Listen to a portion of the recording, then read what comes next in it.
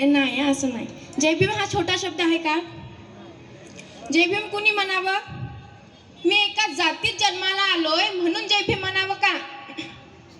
की मी एखादी धर्म स्वीकारलाय म्हणून जय भीम म्हणावं का? जय भीम कुणी म्हणावं? जय भीम का म्हणावं? जेवढ्याही मोठ्या मोठ्या बिल्डिंग्स यवतमाळात दिसत आहे ना, त्या बिल्डिंगच्या बिल्डरच्या हाताखाली छोट्यातला छोटा काम करी, छोट्यातला छोटा मजदूर त्यांनी जय भीम म्हणावं. जय भीम कुणी म्हणावं? प्रत्येक मुलगी, प्रत्येक स्त्री जिला शिक्षणाचा अधिकार आहे, समाजात वावरण्याचा अधिकार आहे, तर प्रत्येक स्त्री आणि प्रत्येक मुलीने जय भीम म्हणावं एवढा दरार आहे जय भीम शब्दाचा असला पाहिजे की नाही? नाहीतर ते कोणी कोणी असतं ना, मन बाबा मोड पोट भरतसव, मन बाबा मोड पोट भरतसव, पण लाजी लाजी जय भीम करतसव. असं आहे का? मग सगळ्यांनी दोन्ही हात वर करा आणि बोला जय भीम. आपल्या राजांनी काय शिकवलं? काय शिकवलं आपल्या राजांनी? जो स्वाभिमानाच्या मध्ये येईल त्याला उभा फाडायचा, मग तो जंगलाचा राजा का असे ना, नाहीतर कोणाच्या बापाचा इतिहास का असे. डॉक्टर बाबासाहेब आंबेडकरांचं रक्त आहे हे, छत्रपती शिवाजी महाराज वाचून आलेलं रक्त आहे. आपण ते आहोत जे लोकांना स्वाभिमान शिकवतो आणि म्हणतो की तलवार से तेज तो हम अपनी धार रखते हैं, तलवार से तेज तो हम अपनी धार रखते हैं, हम बाबा साहेब के बच्चे दादा, क्रांति को तो हमारे खून में ही रखते हैं. ही क्रांती रक्तातून आली आहे. तुम्ही जेव्हा जेव्हा डॉक्टर बाबासाहेब आंबेडकर वाचाल, लक्षात घ्याल, तेव्हा तेव्हा तुम्हाला त्यांचं वेडच लागून जाईल. आणि त्यानंतर जेव्हा केव्हा डॉक्टर बाबासाहेब आंबेडकर हा शब्द तुमच्या तोंडाच्या बाहेर पडेल, तुमच्या डोळ्यातून पाणीच येईल. मला कोणी विचारलं तर नाही की तुला जर जन्माला यायचं असेल तर काय म्हणून येशील, पण जर मला कोणी विचारल तर माझं उत्तर हेच राहील की जर मी जन्माला येईल तर डॉक्टर बाबासाहेब आंबेडकरांनी हात लावलेलं पुस्तक म्हणून जन्माला येईल.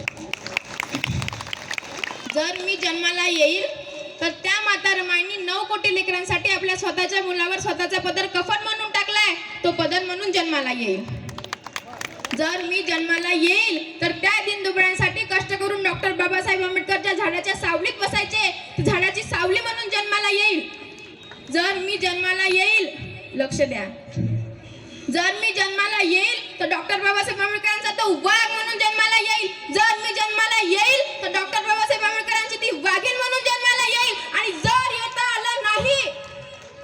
येता आलं नाही तर अशा जीवनावर 10 वेळा लाथ मारीन, पण मी डॉक्टर बाबासाहेब आंबेडकरांचा तो वाघ म्हणून जन्माला येईल आणि मी डॉक्टर बाबासाहेब आंबेडकरांची वाघीण म्हणून न जन्माला आलेली आहे. या गोष्टीचा प्रचंड अभिमान आहे मला. मोडेल पर वागणार नाही, माफी तर मागणारच नाही. जिथे स्वाभिमान येतो, तलवार म्हणजे शब्द आमचे, हे त्या वैचारिक दिनदुबळ्यांना सांगा की छत्रपती शिवरायांच्या मातीतून आणि डॉक्टर बाबासाहेब आंबेडकरांच्या जातीतून जन्माला आलेली लेकरं आहेत. आज भरपूरसे लोक असे पण आहे जे डॉक्टर बाबासाहेब आंबेडकर आणि त्यांच्या संविधानाची विटंबना करतात. हे त्यांच्यासाठी dead Ambedkar is more dangerous than live Ambedkar. याचा अर्थ असा होतो की ते बाबासाहेबांच्या पुतळ्याला सुद्धा इतके घाबरतात की रात्रीच्या अंधारात जाऊन त्यांची विटंबना करतात. म्हणून तर म्हणतो, तुम आंबेडकर से कल भी डरते थे, तुम आंबेडकर से आज भी डरते हो और तुम आंबेडकर से डरते रहोगे. और ये डर हमें अच्छा लगा और ये डर होना ही चाहिए. माणूस मेला तर त्याचे विचार मरत नाही, त्याचा स्वाभिमान मरत नाही, त्याने दिलेली ते देणही मरत नाही. आज माझ्या बापाने माझी इतकी लायकी करून ठेवली आहे की आज मी इथे उभी आहे. म्हणून म्हणतो, मास्क करा, जितका मास्क करता येईल तितका मास्क करा. डॉक्टर बाबासाहेब आंबेडकरांनी दिलेला श्वास आहे. आज गावाच्या बाहेर बसणारा माणूस एवढा मोठा कार्यक्रम करत आहे. गावाच्या बाहेर बसणारा हा समाज सूट बूट टाय कोटा तिथं बसताय, तो मास्क करा. पण मास्क करताना एक लक्षात ठेवा, बाप विसरून जाऊ नका. बाप एकच होता, बाप एकच आहे आणि बाप एकच राहील. आणि सगळ्यांच्या बापाचं नाव काय? डॉक्टर बाबासाहेब आंबेडकर. या गोष्टीचा प्रचंड अभिमान आहे. म्हणून तर सांगतो की आम्ही ते समुद्र आहोत की हम वो समंदर है जो ऊपर से शांत मगर अंदर से सैलाब है.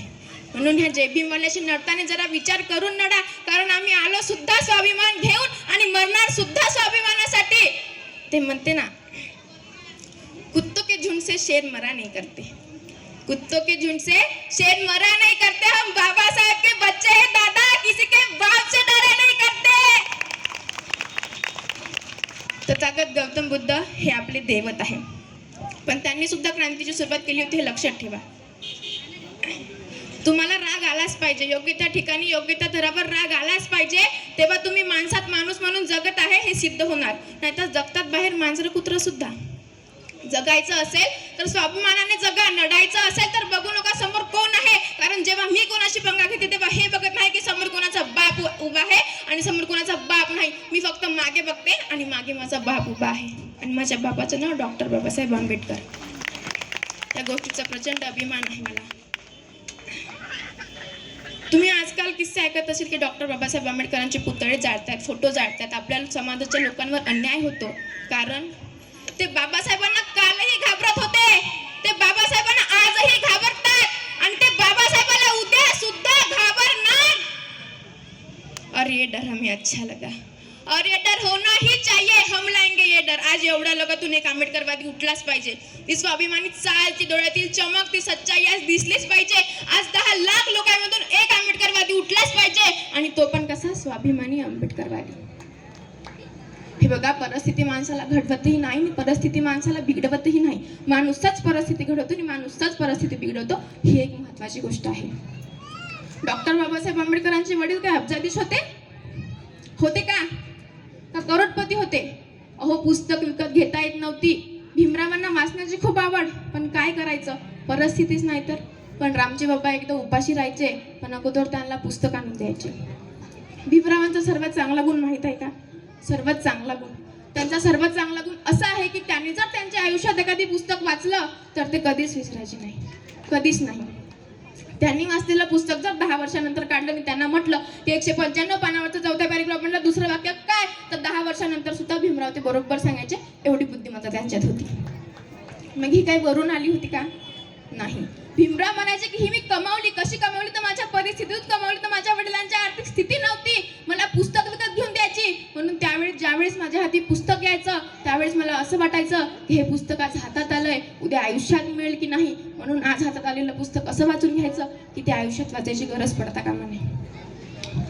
एकदा भीमरावांची परीक्षा होती. पूर्ण कुटुंबानं भाड्यानं खोली करून राहायची होती, पण त्यांची परिस्थिती नव्हती. तर रामजी बाबा म्हणाले, भीमराव चला मी येतो. रामजी बाबांनी भीमराव भाड्यानं खोली करून राहत होते. भीमराव 12 वाजता पेपरला जायचे, 3 वाजता परत यायचे. तोपर्यंत रामजी बाबा स्वयंपाक करून ठेवायचे.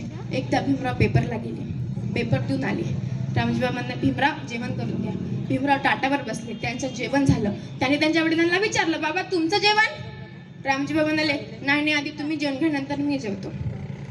दुसऱ्या दिवशी परत भीमराव पेपरला गेले, पेपर देऊन आले, ताटावर बसले, जेवण झालं. त्यांनी परत वडिलांना विचारलं, बाबा तुमचं जेवण?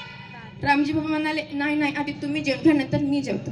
तिसऱ्या दिवशी परत भीमराव पेपरला गेले, पेपर देऊन आले, ताटावर बसले, जेवण झालं. त्यांनी परत वडिलांना विचारलं, बाबा तुमचं जेवण? रामजी बाबा म्हणाले, नाही आधी तुम्ही जेवण घ्या, नंतर मी जेवतो. इतकं बोलूनच ते अभ्यासाला जातच तर त्यांच्या लक्षात आलं. ते धावत वडिला जवळ गेले आणि म्हणाले, बाबा मी सतत 3 दिवस झाले तुम्हाला विचारतो, बाबा तुमचं जेवण. तुम्ही म्हणता की तुमचं झाल्यावर मी जेवतो, पण माझं झाल्यावर टोपलीत भाकरच उरत नाही. तर तुम्ही जेवता काय? तुम्ही जेवता का? बाबा सांगा ना, बाबा सांगा ना, बाबा सांगा ना बाबा. रामजी म्हणाले, भीमराव या भाकरीने माझी भूक भागणार नाही. तुम्ही एवढे मोठे व्हा की तुमच्याकडे बघताना अशी मान वर करून बघावी लागली पाहिजे, लोकांनी तुमचा जय जयकार केला पाहिजे, तेव्हा माझी भूक भागेल. या भाकरीने माझी भूक भागणार नाही. एका वडिलांची प्रचंड मोठी अशी चळवळ होती. आकाशाला मोजणारा माप आहे का? आकाशाला मोजणारा माप आहे का? संविधान बदलण्याची गोष्ट करता? अरे संविधान बदलण्याची गोष्ट करता तुम्ही, तुमच्याकडे परत संविधान लिहिण्यासाठी 32 डिग्री झालेला बाप आहे का? 32 डिग्री झालेला बाप आहे का? 32 डिग्री झालेला बाप आहे का? उद्या चालून जर एखादा मुलगा 2 व्हीलरनं चालला असेल आणि त्याच्या 2 व्हीलरवर अशोक चक्र असेल तर लोक म्हणतात बुद्धाचा मुलगा आहे. एखादा 4 व्हीलरवर अशोक चक्र असेल तर लोक म्हणतात बुद्धाची फॅमिली आहे. एखाद्या घरावर अशोक चक्र असेल तर लोक म्हणतात बुद्धाचं घर आहे. पण या लोकांना हे का कळत नाही का आपल्या भारत देशाच्या तिरंग्यावर अशोक चक्र आहे, तर हा बुद्धाचा देश का बरं नाही? का बरं नाही बुद्धाचा देश? सूरज को क्या पता चांद क्या होता है, जमीन को क्या पता आसमान क्या होता है. अरे सूरज को क्या पता चांद क्या होता है, जमीन को क्या पता आसमान क्या होता है. जो जिंदगी भर भगवान के नाम पे भीख मांगे खाए उन्हें क्या पता भारतीय संविधान क्या होता है, भारतीय संविधान क्या होता है. छत्रपती शिवाजी महाराज पाहिजे पण त्यांची समाधी गोळा करणारे फुले नको. संभाजी महाराज पाहिजे पण त्यांचे तुकडा गोळा करणारे महार नको. शाहू महाराजांचे आरक्षण पाहिजे पण त्यासाठी त्यांच्या कायद्याच्या चौकटीत बसणारे बाबासाहेब नको. मुलींना शिक्षण पाहिजे पण त्यासाठी धर्माचे दगडगोटे खाणारी सावित्री नको. वारे समाज. बाबासाहेब म्हणतात संविधान कितीही योग्य असेल आणि ते जर चांगल्या लोकांच्या हातात असेल तर ते संविधान चांगलंच ठरेल आणि ते जर वाईट लोकांच्या हातात असेल तर ते संविधान वाईटच ठरेल. शिवरायाच्या शिवकाळात प्रजा सारी सुखी होती. शिवरायाच्या शिवकाळात प्रजा सारी सुखी होती. जाती भेदाला थारा नव्हती. माणसा माणसात एकी होती. शिवबानंतर बा भीमा तू आधार आमचा झालास. या देशाला संविधान रूपात शिवचरित्र देऊन गेलास. शिवचरित्र देऊन गेलास.